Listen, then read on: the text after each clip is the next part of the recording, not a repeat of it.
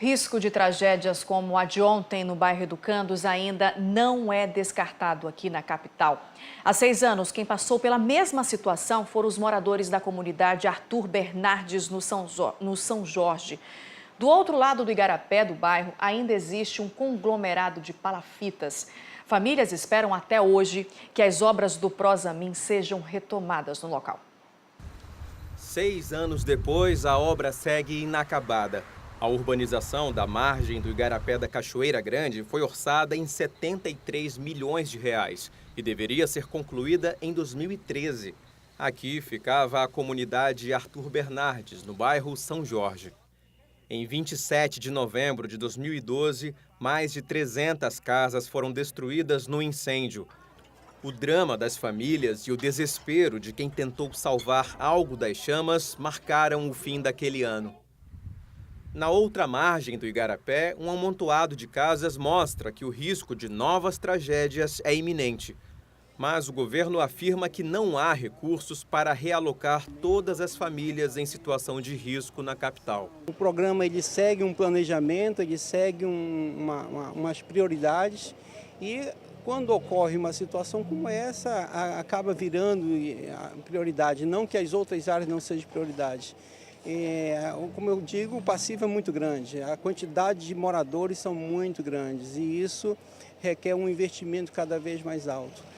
Das 382 famílias cadastradas após o incêndio na comunidade Arthur Bernardes, 85 recebem auxílio moradia e ainda esperam o término das obras para um dia voltar a morar aqui.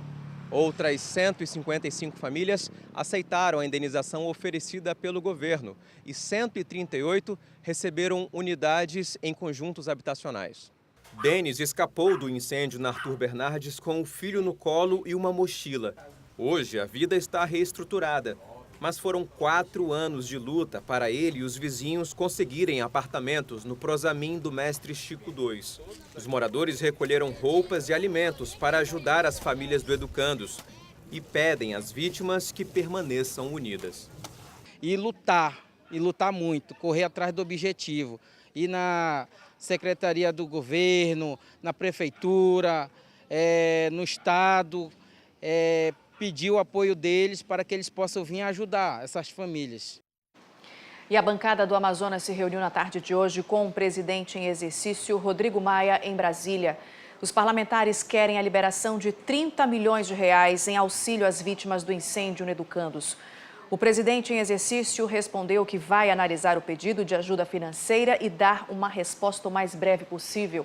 Os recursos devem sair do Ministério da Integração Nacional.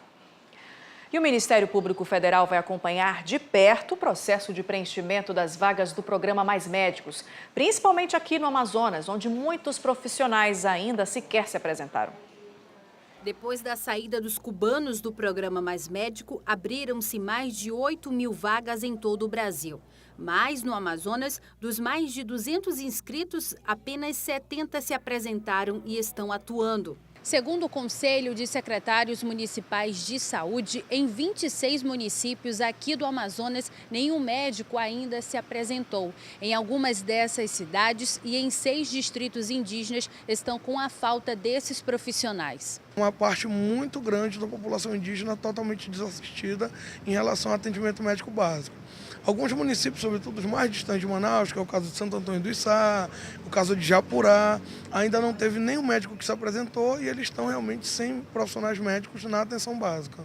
O Ministério Público Federal instaurou um procedimento para acompanhar e fazer um diagnóstico do preenchimento dessas vagas. E caso não sejam preenchidas, o órgão pretende tomar providências para que as localidades não sejam prejudicadas. Porque não é uma questão simples, não é uma questão fácil, mas nós precisamos pensar a atenção primária como fundamental para todo o sistema de saúde, porque um déficit na atenção primária representa o sucateamento da média e da alta complexidade em prejuízo de toda a população.